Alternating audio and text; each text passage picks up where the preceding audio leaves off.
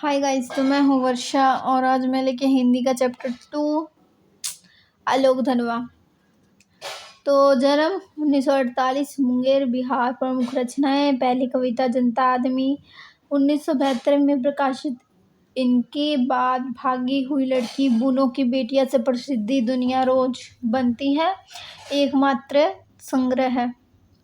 प्रमुख सम्मान। राहुल सम्मान बिहार राष्ट्र भाषा परिषद का। साहित्य सम्मान बनारसी प्रसाद।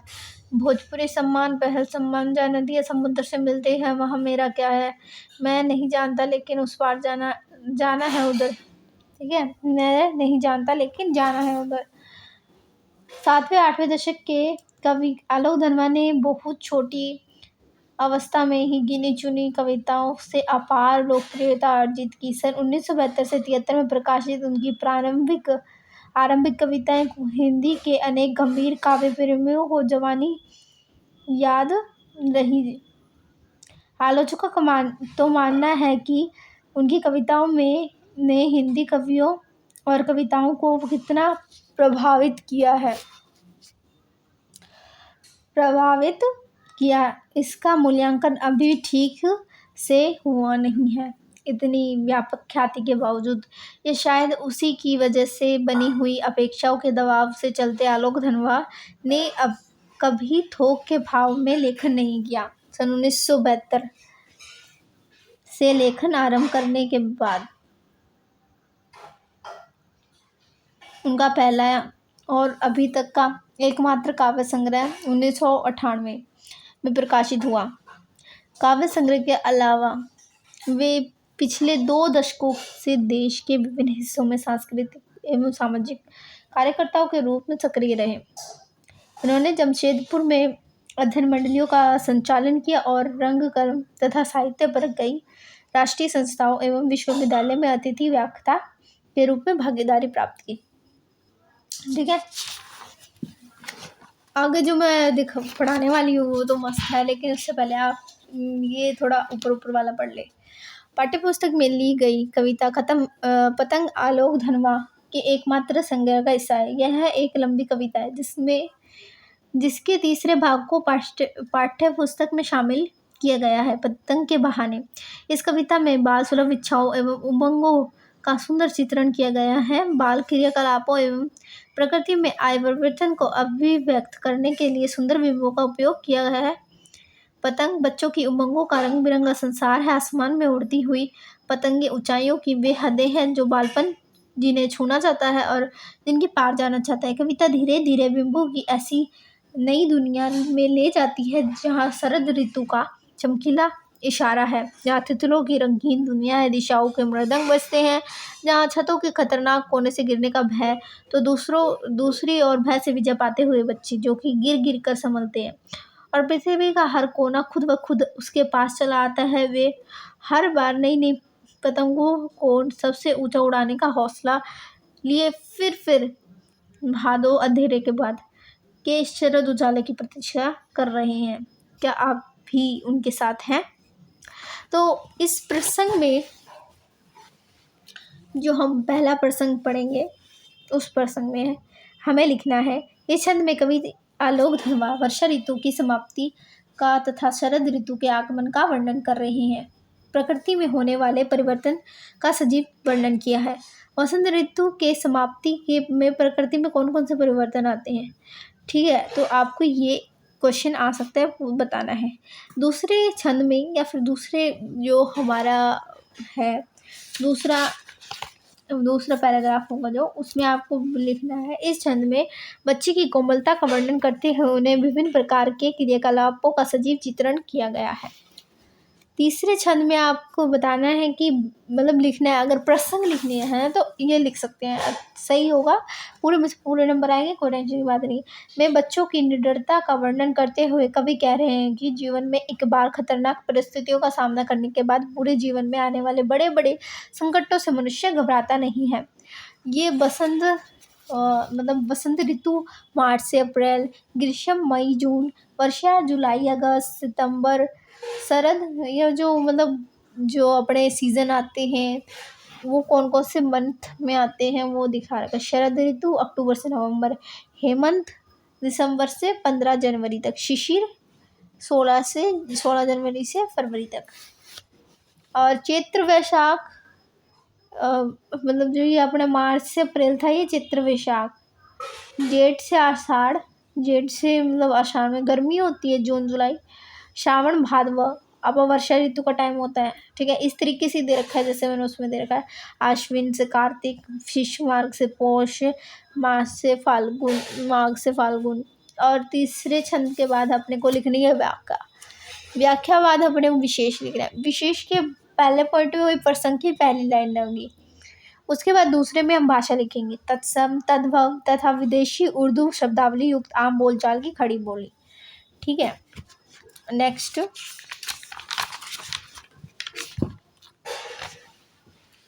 शैली बिंबात्मक, चित्रात्मक और वर्णात्मक और मात्रात्मक। शब्द शक्ति लक्षणा, मुहावरा या कहावतें। काव्यविम दृश्य, काव्य छंद मुक्तक, ऐतुकांत। काव्य रस श्रृंगार, प्रकृति में संबंधित। काव्य गुण प्रसाद, काव्य भाव रीति। काव्य रीति पांचाली, अलंकार अनुप्रास, ठीक है। मूल कथ्य है या मूल विषय, मूल कथानक। इस पतंग कविता में कवि आलोक धनवा पतंग के बहाने मतलब इसके पार जाना चाहता है। ये जैसे ये दिखाया था आपको, यहाँ पे यहाँ से लेकर यहाँ तक आपको लिख के आना है, ठीक है। कि पतंग के बहाने इस कविता में बाल सुलभ इच्छाओं एवं उमंगों का सुंदर चित्रण किया गया है। बाल की रंगदापों एवं प्रकृति में आए परिवर्तन को अभिव्यक्त करने के लिए सुंदर बिंबों का उपयोग किया गया है। पतंग बच्चों की उमंगों का रंग बिरंगा सपना है। आसमान में उड़ती हुई पतंग ऊंचाइयों की वे हदें हैं जो बालपन जिन्हें छूना चाहता है, जिनके पार जाना चाहता है, ठीक है। ये लिख के आएंगे। फिर मूल उद्देश्य, शिक्षा, प्रेरणा। मतलब ये एक ही क्वेश्चन का आंसर है। अगर आपसे मूल उद्देश्य पूछे, मूल शिक्षा पूछे या फिर प्रेरणा पूछे, मूल प्रतिपाद्य पूछे तो आप ये लिख सकते हैं कि इस कविता में आलोक धनवा का मूल उद्देश्य प्राकृतिक सुंदरता तथा ऋतु परिवर्तन से प्रकृति में आने वाले परिवर्तन से अवगत करवाने के साथ साथ कवि बाल स्वभाव, उनकी क्रियाकलाप, उत्साह तथा उनके मनोविज्ञान को समझाने की उत्सुकता पाठकों के मन में पैदा करना चाहता है।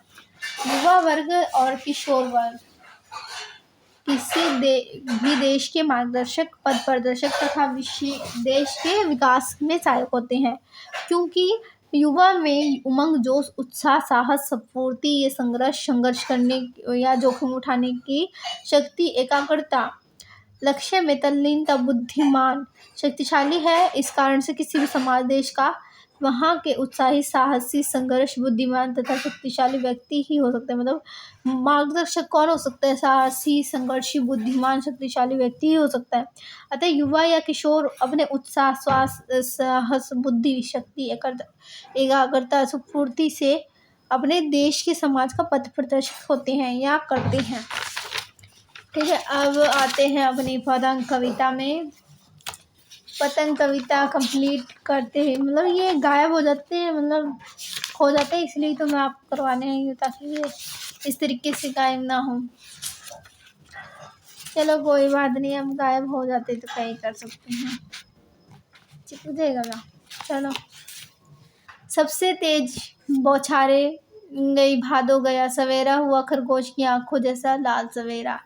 यानी इसमें क्या पूछा है कि बौछारें हुई, बौछारें यानी पानी की बौछारें। जब बारिश होती है तो पानी की बौछारें आती है। उसके बाद जब भादो चला जाता है तो सवेरा होता है, यानी कि सूरज निकल आता है। कैसा सवेरा होता है? खरगोश की आंखों जैसा लाल सवेरा। अगर पूछा जाए ना कि कैसा सवेरा होता है भादो जाने के बाद, तो कैसा सवेरा होता है? खरगोश की आंखों जैसा सवेरा। शरद आया पुल पार करते हुए, अपनी नई साइकिल तेज चलाते हुए, घंटी बजाते हुए, जोर जोर से चमकीले इशारों से बुलाते हुए। अब यहाँ किसको बुलाने की बात की गई है? बच्चों को बुलाते हुए।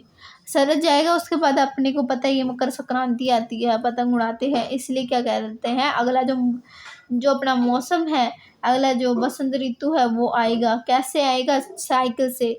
और ज़ोर ज़ोर से कैसे घंटी बजाते हुए आएगा और कैसे इशारों से बुलाते हुए, चमकीले इशारों से बुलाते हुए। पतंग उड़ाने वाले बच्चों के झुंड को चमकीले इशारों से बुलाते हुए। किसको बुलाते हुए? पतंग उड़ाने वाले बच्चों के झुंड को। आकाश को इतना मुलायम बनाते हुए कि पतंग ऊपर उड़ सके। दुनिया की सबसे हल्की और रंगीन चीज़ उड़ सके। दुनिया का सबसे हल्का पतला कागज़ उड़ सके। बाँस की सबसे पतली कमानी उड़ सके। कि शुरू हो सके सीटियों, किलकारियों और तितलियों की इतनी नाजुक दुनिया। तो इसमें पतंग को क्या बताया गया है? नाजुक बताया गया है, हल्की बताया गया है। और अगर पूछा जाए, प्रश्न आ भी सकता है कि दुनिया में सबसे हल्की, रंगीन या फिर सबसे पतला कागज़ किसे बताया गया है? तो पतंग को बताया गया है। ठीक है। और क्या हो सके? सीटियाँ बज सके और किलकारी गूंज सके। ठीक है। जन्म से ही वे अपने साथ लाते हैं कपास। कौन लाते हैं अपने साथ जन्म से ही कपास? बच्चे। पतंग उड़ाने वाले वो बच्चे लाते हैं। पृथ्वी घूमती हुई आती है उनके बेचैन पैरों के पास। जब वो दौड़ते हैं बेसुध छतों के नरम बनाते हुए, दिशाओं को मृदंग की तरह बजाते हुए, जब वे पैंग भरते हुए चले आते हैं डाल की तरह लचीले बैग से अक्सर। अब जन्म के साथ ही वह बच्चों की तुलना किससे कर दी गई है? कपास से। और वो क्या करते हैं? पतंग उड़ाते टाइम दौड़ते हैं, किनारे पे आ जाते हैं, लेकिन उन्हें डर नहीं लगता गिरने का, क्योंकि वो क्या करते हैं? पतंग उड़ाने में मतलब इतने मगन हो जाते हैं कि उन्हें पता ही नहीं चलता वो किनारों पे पहुंच गए हैं। लेकिन जब वो किनारे से गिरते हैं तो उनका भय दूर हो जाता है।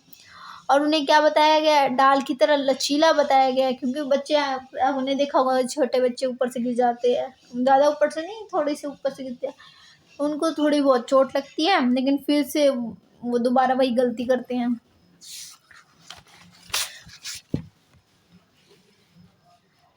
छतों के खतरनाक किनारों तक उस समय गिरने से बचाता है उन्हें सिर्फ उनका रोमांचित शरीर का संगीत। पतंगों की धड़कती ऊंचाइयां उन्हें थाम लेती है महज एक धागे के सारे। पतंगों के साथ साथ वे उड़ रहे हैं अपने रंध्रों के सारे। अब छतों के किनारे से गिरने से उन्हें कौन बचा लेता है? उनका रोमांचित शरीर का संगीत, और दूसरा पतंगों की धधकती ऊंचाइयां उन्हें थाम लेती है। किसके सहारे? एक धागे के सहारे। ठीक है। वो उड़ते हैं किसके? रंध्रों के सहारे उड़ते हैं। ठीक है?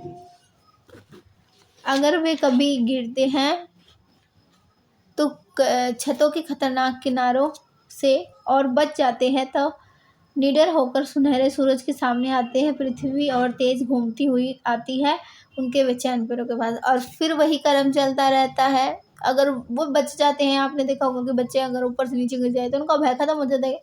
क्या होगा? ज़्यादा से ज़्यादा गिरेंगे, दोबारा उठा लेंगे, मतलब उनको कोई फर्क नहीं पड़ता बच्चों को। ठीक है।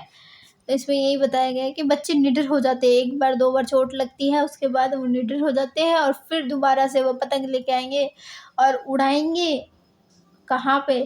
उड़ाएंगे छतों के किनारे पे, और फिर पृथ्वी के जो किनारे हैं वो घूमते हुए उनके पैरों के पास आएगी। अब दे रखे हैं इधर, प्रश्न दे रखा है, सबसे तेज बौछारे गई भादो गया। वे बाद प्रकृति जो परिवर्तन कवि ने दिखाया उसका वर्णन अपने शब्दों में किया। अगर भादो जाता है तो क्या होता है? बारिश हो गई, अपने चारों तरफ हरियाली छा जाती है और एक नया सवेरा होता है। खरगोश की आंखों जैसा लाल सवेरा, यही हमने पढ़ा था। लाल सवेरा होता है, यानी चमकीली लालिमा आसमान में फैल जाती है। सूर्य का प्रकाश लाल लाल प्रतीत होता है। और क्या होता है? आगे बसंत ऋतु आती है। बसंत ऋतु के समय बच्चे पतंग उड़ाते हैं आसमान में पतंग उड़ाते हैं, और सारी जगह बच्चों की किलकारियाँ की आवाज़ गूंजने लगती है। यही होता है, आसमान साफ हो जाएगा। सोच कर बताइए कि पतंग के सबसे हल्की और रंगीन चीज़, सबसे पतला कागज़, सबसे पतली कमानी जैसे विशेषणों का प्रयोग क्यों किया गया है? क्योंकि कवि कहीं ना कहीं क्या करना चाहता है? अपने पाठकों को मतलब अपनी जो कविता है उसमें एक नए बिंबों का प्रयोग करके मतलब उन्हें आकर्षित करना चाहता है, एक विशेष तरीके से अपने बातों को कहना चाहता है। कविता को और प्रभावमयी बनाने के लिए, और यह कविता को रोचक भी बनाती है। ठीक है, कवि अपनी कविता को क्या करना चाहते हैं, रोचक बनाने के लिए, प्रभावमयी बनाने के लिए, या फिर पाठकों को आकर्षित करने के लिए, ताकि वो भी इस पाठ को पढ़ते टाइम, ये मतलब इस कविता को पढ़ते टाइम क्या करे, उस टाइम का मतलब उस टाइम को महसूस कर सके। ठीक है, बिंब स्पष्ट करे, इसका बिंब है। बाकी मैं इसके क्वेश्चन आपको डाल दूंगी इन वीडियो में, मतलब मेरे गाइड से डाल दूंगी, आप वो पढ़ सकते हैं। उसमें छोटे बड़े सभी टाइप के आपको क्वेश्चन मिल जाएंगे, और कोई दिक्कत वाली बात नहीं होंगी। और कोई दिक्कत वाली बात हुई तो कमेंट में लिख देना बस। आगे हम करवा दूंगी, आगे ही ऐसे करवाऊंगी, यही पढ़ना है बस आपको। ये वीडियो छोटी मोटी है, 15-20 मिनट की होगी, प्लीज़ देख लिया करो, और अच्छे नंबर आएंगे। नहीं देखोगे तो भाई तुम्हारी गलती, मैंने तो बता दिया। चलो, आज तो मैंने आलोक धनवा कंप्लीट करवा दिया है, तब तो ठीक है ना। रुको, मैं अब पहले तो आलोक धनवा का ले लेती हूँ स्क्रीनशॉट, और फिर आपको पोस्ट कर देती हूँ।